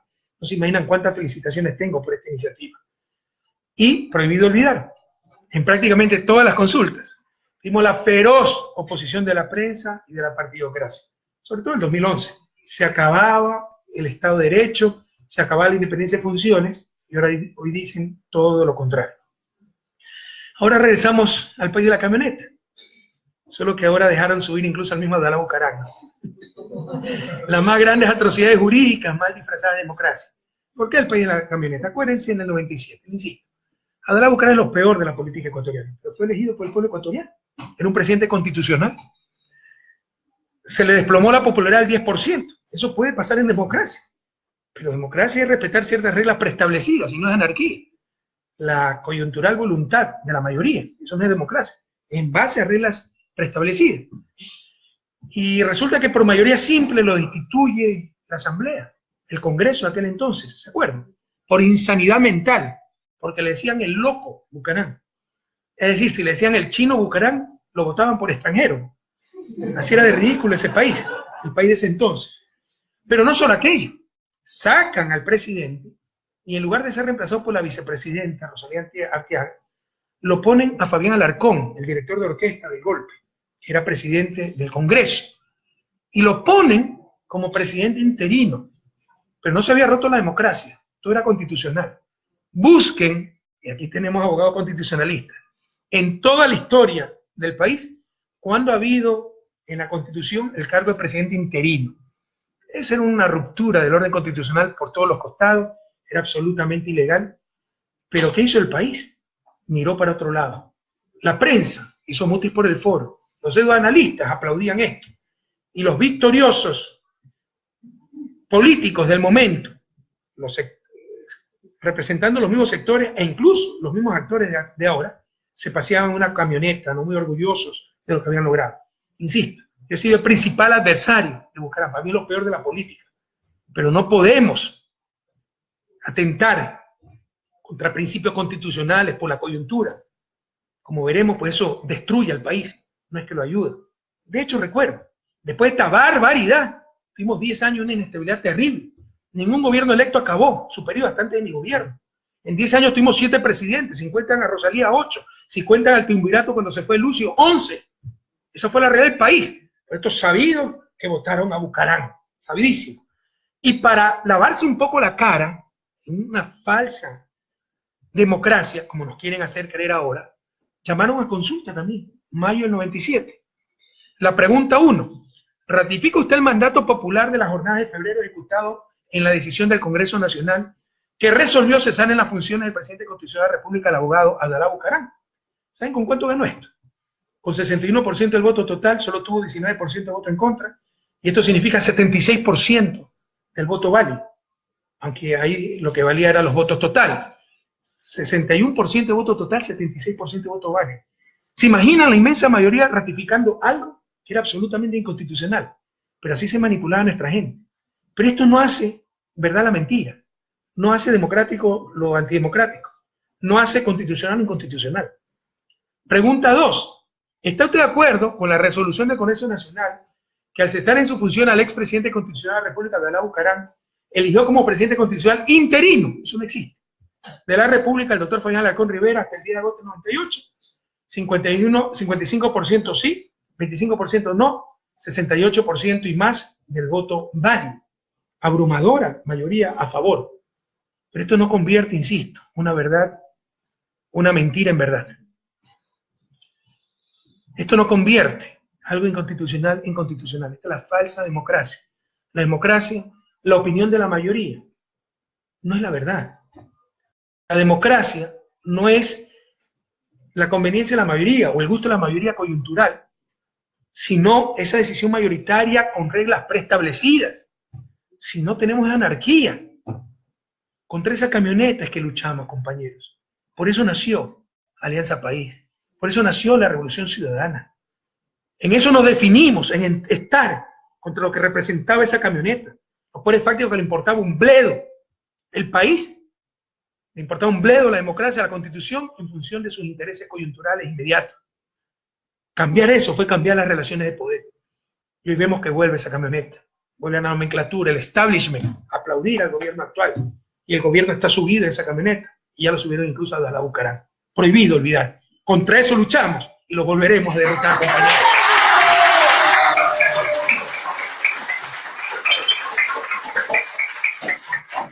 Me he tomado más de una hora en explicarle la consulta, pero es un golpe blanco. Me quedan 2 temas, voy a tratarlo lo más rápidamente posible. Pero sí quedó claro la consulta. Golpe de Estado, disfrazado de democracia, como hicieron en el 97. Que así hubiese dado resultado, moralmente, éticamente, inadmisible. Pero lo peor, por esa conveniencia coyuntural, es votar a Abdalá, nombrarlo a Fabián Alarcón, llamar en la efervescencia popular, el odio contra Bucaram, una consulta popular y ganarla. Por esa zapada, tuvimos 10 años de inestabilidad. No hubo gobierno que acabara su periodo. 7 presidentes en 10 años, 11, depende de cómo los cuenten. Y siguieron mirando por otro lado, en otras inconstitucionalidades, transitoria 42 de la Constitución del 98, preparando el feriado bancario, la ley AGD, la dolarización, y nunca cambiaron la Constitución que decía expresamente que la moneda nacional es el Sucre. De eso nace, de estas zapadas de los politiqueros irresponsables, ¿no? Nacen todas estas inconstitucionalidades que nos han hecho tanto daño y volvemos a ese país del pasado, ese país de la camioneta. Caso Jorge Glass, muy rápidamente, aunque merece mucho más. Jorge, nuestro abrazo solidario a él, a su familia, a nuestra sombría de bien. No yo como Alberto Dají, que pese a lo que él sufrió, la persecución de Férez Cordero, el primero en acusar y acosar al vicepresidente. ¿Cómo puede haber tantas contradicciones? Un hombre que sufrió la persecución, pero era un tipo inocente, honesto. Aquí se está aplicando el libreto de Brasil, judicializar la política, que empieza con el linchamiento mediático para que lo condenen los titulares, para que la opinión mayoritaria sea que Jorge es culpable, cuando eso tiene que decidirse en tribunales independientes que dejan de ser independientes, con la presión mediática, que tiemble el mundo. Un hombre inocente está en la cárcel y injustamente en la cárcel. No había necesidad de dictar. Amigo, el pueblo está contigo. Amigo, el pueblo está contigo. Esta Jorge, ¿cómo te quieren nuestros hermanos migrantes? ¿Cómo te quieren los manavistas? Tanto hiciste por ello una reconstrucción, los esmeraldeños, tanta y tanta gente. Por más que han hecho, ¿no? El mínimo que tuvo Jorge, que le destruyeron su reputación, era 30%. ¿Saben lo que es tener 30% de apoyo popular en la coyuntura que vivió Jorge? Una inmensidad. Aquello. Angela Merkel acaba de ganar con el 32%. ¿No? Pese a todos los ataques. Un hombre inocente está en la cárcel. Un abuso del derecho. Lo han dicho hasta los propios opositores. ¿Por qué se le dictó prisión preventiva? ¿Saben por qué? Para ya reemplazarlo y empezar a contar los días para abandono del cargo. Porque el objetivo es apoderarse de la vicepresidencia. Porque es otro de los obstáculos en el plan de esta gente para volvernos al viejo país. Le pasa algo al presidente Lenín Moreno, que tiene salud frágil, así mienta Miguel Carvajal, no voy a dar más detalles, pero ellos saben que están mintiendo. Le pasa algo, el presidente Jorge Glass y se les acabó la fiesta. Que tienen que deshacerse de Jorge Glass. Ese es el objetivo, compañero, apoderarse de la vicepresidencia. Por eso también presionaron para la prisión preventiva, para que empiecen a contar los días de abandono del cargo. Jorge Glass pidió vacaciones, es decir, eso no entra como ausencia temporal, que cuenta como abandono del cargo. Y pese a eso nombraron una vicepresidenta encargada. Eso es absolutamente ilegal, porque no existe lo que llama la Constitución, no tengo aquí el artículo, pero revisen, si alguien me lo busca en buena hora, la ausencia temporal. No, Jorge ha pedido vacaciones, pero está detenido. Yo en mis vacaciones puedo estar detenido, puedo irme del país a vacacionar, puedo estar durmiendo en mi casa. Eso es problema mío. Que no cuentan los días del abandono, no tenía que haber reemplazo en la vicepresidencia. Era como cuando Moreno fue a Nueva York, que ya lo pidieron nuestros migrantes, dicho se pasa una semana, entonces tenía que tener un reemplazo. No, porque no era, como lo define la Constitución, ausencia temporal. Entonces, pero ahora le han hecho eso ilegalmente.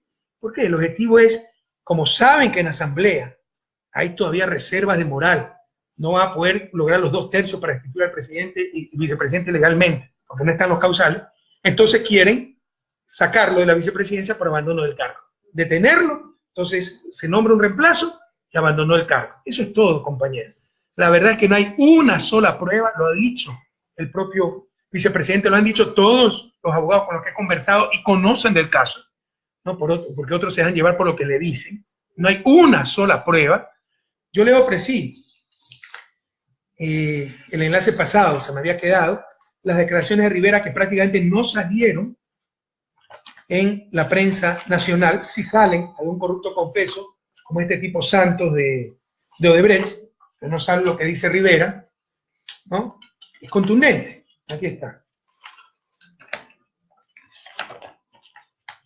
Déjenme un ratito que tengo tantos documentos. A ver, aquí está, ¿no? Las declaraciones de Ricardo Rivera. Dice, el principal acusado, o uno de los 18 acusados, también quiero que prueben asociación ilícita entre 18 personas, una brutalidad lo que están haciendo. No es verdad que haya buscado al señor José Concellao Santos para intermediar con el Estado ecuatoriano. Lo dice en su declaración. Mi relación con el señor Jin, que es el dueño de Glory, no sé cuánto, en Hong Kong, fue en el 2010 y esa transferencia ocurrió en el año 2012. No tengo ningún vínculo comercial ni profesional con Glory International Industries. Bueno, ese es el problema de Rivera. Lo importante, es absurdo que yo haya influenciado a un vicepresidente de la República, en este caso el ingeniero Jorge Glass. Eso dice en su declaración, ¿no? A pesar de mi relación consanguínea con el vicepresidente, mantenemos discrepancias, con mucho respeto. Eso dice, ni siquiera está con nosotros, Rivera, políticamente. Mi visita a China fue una invitación, les pongo en la cámara un poquito más. Mi visita a China fue una invitación a través de Génesis y mi participación con las compañías chinas. Nunca fueron por delegación ni el gobierno ni ningún funcionario, lo que mintió la prensa. Las relaciones mantenidas con el ingeniero Glass siempre han sido de carácter familiar. Jamás hemos tratado temas que estén relacionados o que tengan que ver con el presente caso de supuesta asociación ilícita y sobornos por parte de Odebrecht. Jamás tratamos temas que tengan que ver con Santos, ni de la empresa, y el único tema que conozco de la compañía Glory fue el que me hizo conocer el vicepresidente por correo. El ingeniero Glass me hizo conocer el resultado de las investigaciones, ya que el gobierno invirtió en la denuncia de Páez, hizo la investigación. Esos resultados no son reservados y concluyen con la no participación mía en dicha empresa. Eso lo declara Rivera, pero le dan más credibilidad a un corrupto confeso como Santos, que tiene centenas de millones de razones para odiarnos. Porque le quitamos el puerto de Manta, 200 millones de dólares. No le pagamos 80 millones, que tenemos que pagarle, teníamos que pagarle, pero lo retuvimos cuando se explotó el escándalo de corrupción. Usted no la tiene jurada. No solo eso, compañero. Yo conozco el caso. Esto a mí nadie me quita la convicción que es toda una trama política nacional e internacional. Porque como ya sabían que Jorge iba a ser candidato a presidente o vicepresidente, esto empezó 2 años antes. Acuérdense, en noviembre del 2016 también la publicación de diario La Estrella de Panamá, un diario amarillista. Pero las delaciones de estos tipos de Odebrecht, Santos, fueron a inicio del 2016. Vienen en junio del 2016 con grabador en mano para involucrar al vicepresidente y no lo logran. Graban al vicepresidente. O sea, si el vicepresidente estaba involucrado, lo más fácil era grabarlo él. Pues. Cuando se tiene reunión con el vicepresidente, este tipo les trata, yo he escuchado los audios, les trata de sacar, y bueno, ¿cómo va la campaña? No sé. Y bueno, ¿usted va a ser candidato? No sé. Y no logra absolutamente nada. Cuando se reúne con el control, se dice Jorge Glass, pero lo dice este corrupto, porque claramente la trama es tratar de involucrar a Jorge Glass. Y cuando ya se quedan sin pruebas, sale por ahí un pendrive, ¿no? A ver, aquí está. ¿Qué artículo es? 150. Artículo 150, está en 146. A ver, 146. La Constitución señala que son causas de ausencia temporal del presidente y vicepresidente, la enfermedad u otra circunstancia de fuerza mayor que le impida ejercer su función durante un periodo máximo de 3 meses, o la licencia concedida por la Asamblea Nacional. Por ejemplo, ha pedido vacaciones. Y solo en este caso se lo reemplaza el vicepresidente. Lo reemplazaron pese a que está de vacaciones aceptadas.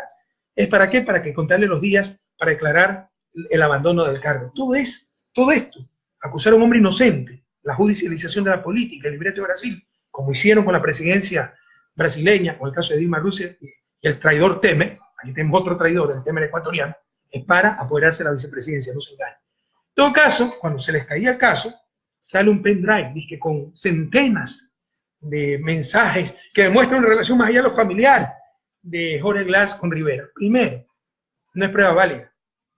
Segundo, incluso tomando todo como está, no dice absolutamente nada. Yo he revisado los mails, no me lo han contado. 92, 95 mails en 6, 7 años, un mail más o menos por mes. 60% de eso sobre su tesis cuando la acusaron de que había plagiado. Nunca hablan de Odebrecht, nunca hablan de esa tontería. Nunca nada. Pero a la opinión pública le dice, hay un flash drive lleno de mensajes de Jorge con su tío. Eso es falso. Pero no solo eso. Claramente una jugarreta de inteligencia. De repente aparece un testigo con un pendrive. Cuando lo interrogan no sabe ni cómo prender una computadora. O sea, pero él bajó todas las claves, toda la información, etcétera, ¿no? Y cuando le preguntan por la computadora, que es lo que se requiere para saber si algún mail fue manipulado, dice que la botó.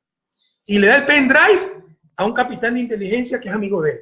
¿Quién puede creer esas piedras de molino? ¿Quién puede tragarse esa piedra de molino? Esto es una guarreta de inteligencia.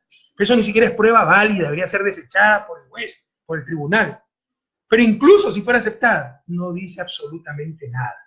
Jorge Glass, que el mundo entero lo sepa, que todos ustedes lo repitan, es un perseguido político, un inocente, está preso, que tiembla el mundo, compañero. Jorge, un abrazo para ti, toda nuestra solidaridad y nuestra admiración por tu honría de vida.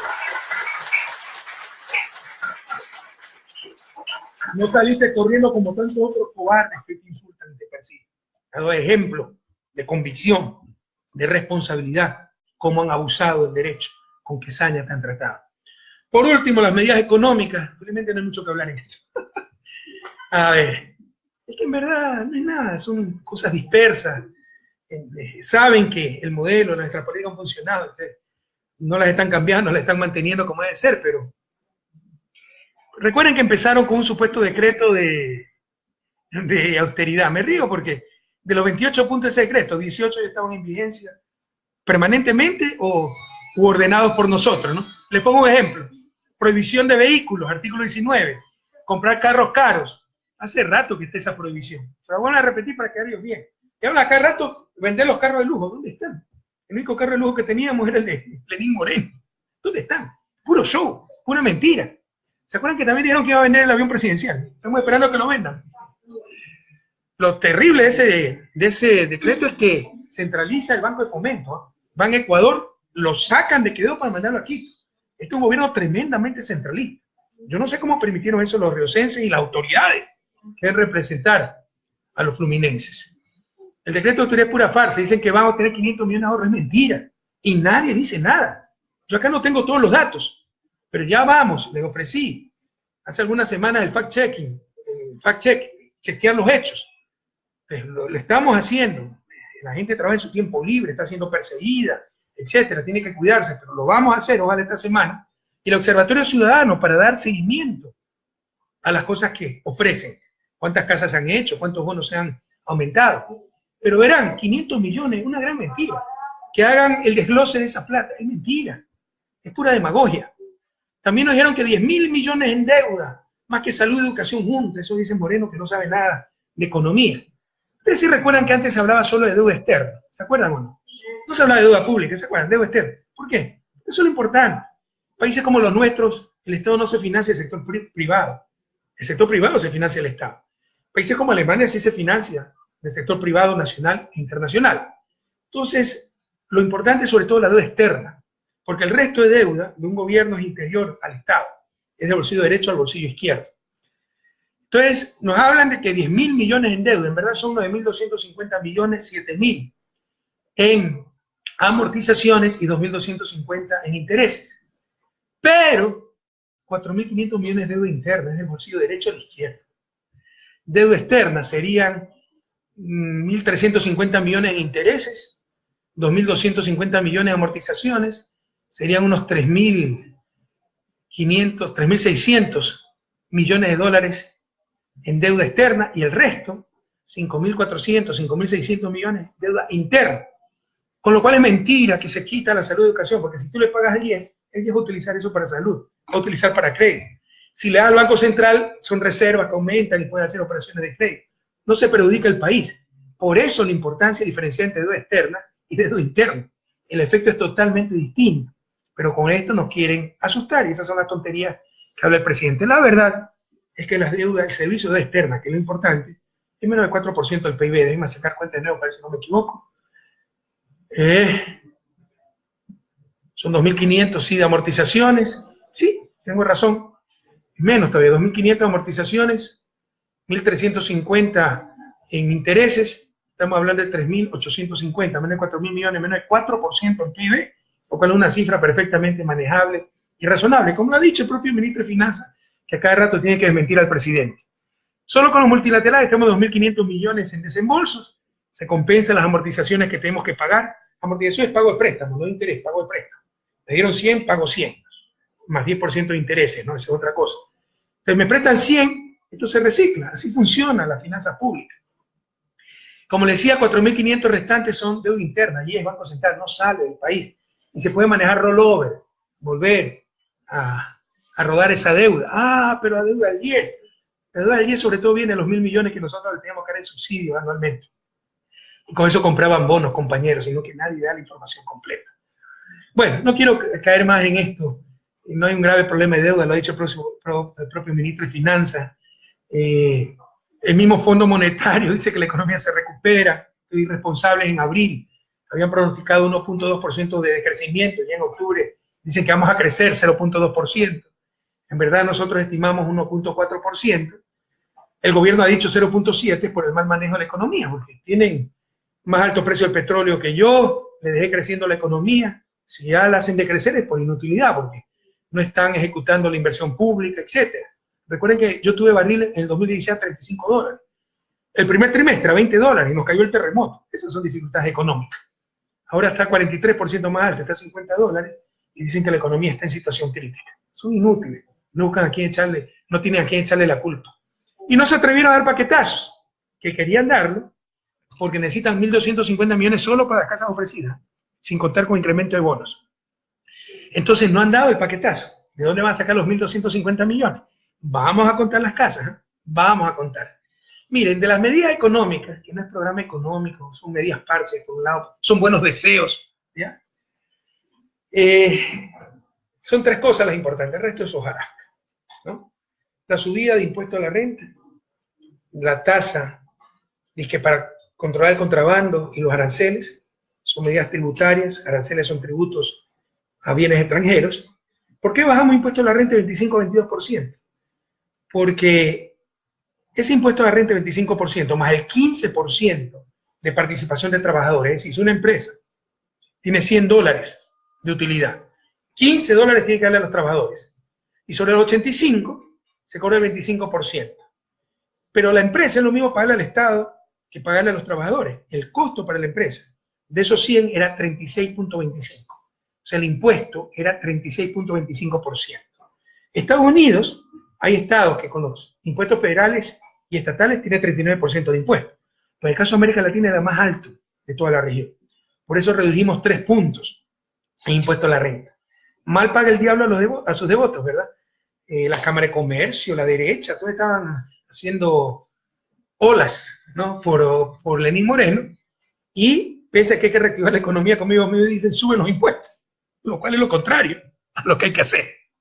Y suben aranceles y se inventan una tasa de lucha contra el contrabando. Pese a todo eso, hablar de 1.600 millones de recaudación es una locura. Aquí nos están engañando también.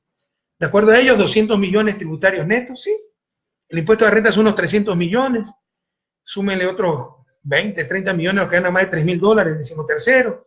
Réstenle los incentivos a ciertas pequeñas industrias, microempresas, puede quedar 200 millones. Pero dicen que las tasas por control aduanero y aranceles mixtos serían 900 millones. La recaudación por aranceles es 1.500 millones, esto significa 60% de incremento. Es una brutalidad. Yo no creo que logren esto. No han especificado si los 10 centavos que se quieren cobrar como tasa para luchar contra el contrabando es sobre cada dólar, lo cual sería un arancel de 10%, sobre toneladas, sobre unidades, no han dicho. Pero piensan sacar 900 millones. Esto es falso. Esto tendrán que explicarlo más al país porque están mintiendo. Y dicen que con medidas administrativas de optimización, ese RIF logrará 250 millones más y la aduana 250 millones más, 500 millones. También ver para creer, y en total 1.600 millones. Estos 1.600 millones es falso. Me están mintiendo. ¿Cómo mintieron con los 500 millones de austeridad? Si fuera cierto, qué maravilla, pues ya tienen 2.100 millones de financiamiento. ¿Ustedes qué se quejan? Es que no hay financiamiento. Sí estarían logrando 2.100 millones. Más fácil que caiga un mentiroso que un ladrón. Esto es lo primero relevante, ¿no? Estas medidas de ingreso fiscal que están exagerando la recaudación que van a tener. De ahí, lo segundo, la flexibilidad laboral. No nos dicen qué clase de contratos van a hacer, solo que va a haber nuevas formas de contrato, pero cuidado, le están haciendo caso a las cámaras de producción para volver a la flexibilidad laboral. Recuerden la tercerización. Si esto hubiera resultado, ya seríamos desarrollados. ¿Qué mayor flexibilidad que la tercerización? Y la tercerización fue un verdadero desastre, compañero. Ojalá no quieran volver a esto, pero ni siquiera hay cómo comentar mucho de esto porque no han dado mayores detalles. Y esto sí es grave, la tercera medida relevante. El retorno de capitales le hace impunidad para capitales. No es que ellos son listos y nosotros tontos. A mí me propusieron esto 10.000 veces. El mismo equipo económico, en el cual hay mucha gente desleal que permite que nos insulten, etcétera, y por guardar sus puestitos se quedan calladitos, ¿no? ¿Cómo puede usted entender que sea el mismo equipo económico, pero a la vez acepten que no hemos sobreendeudado, que el gasto ha sido irresponsable, que la situación económica es crítica? Si alguien tiene dignidad, dice yo me voy, pues. O usted está mintiendo, calladitos, calentando el puesto, ¿no? Qué vergüenza. Pero en todo caso, esto me lo propuso muchas veces parte del equipo económico que continúa, yo siempre lo rechacé. Porque hay cosas más importantes para el desarrollo de un país, para el buen vivir, que cuánta plata entra o sale, compañero. Por ejemplo, el bien moral. Esto rompe el bien moral básico para una sociedad. Capitales que salieron por falta de confianza en su parte, muchas veces evadiendo impuestos, muchas veces origen ilícito, vengan y les exoneramos impuestos 2 años, 5 años, pero vengan a darnos caridad, no sean malos. Primero, se premia al que no confía en el país por lo menos, y muchas veces al corrupto. Y se castiga al que sí confió en el país y dejó su plata dentro del país. Segundo, ¿no?, es hasta el próximo problema, cuando vuelvan a salir y tendremos de nuevo que regalarles plata para que nos vuelvan a entrar. Mejor, y siempre fue mi posición, eso les soluciona problemas coyunturales, pero nos condena eternamente a su desarrollo. Mejor es decir, quédense nomás con su plata afuera, seguiremos con ustedes, compañeros.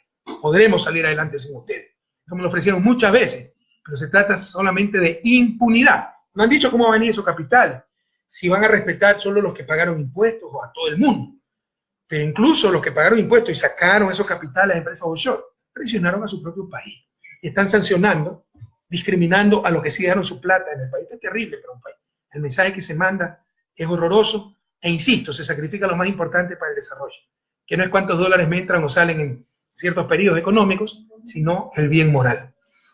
Bueno, ¿cuáles son los problemas? Ojalá que con los aranceles, tasas, no tengo mayor información, lo corrijan. El mayor problema está en el sector externo, compañeros. Con el boom de importaciones, porque se está recuperando la economía, como se eliminaron las salvaguardias, como habían importaciones congestionadas, acumuladas, la cuenta corriente, que es lo importante, el saldo externo, ¿no?, nos ha bajado del junio del 2016, 954 millones, a junio del 2017, 59 millones. Esto es gravísimo.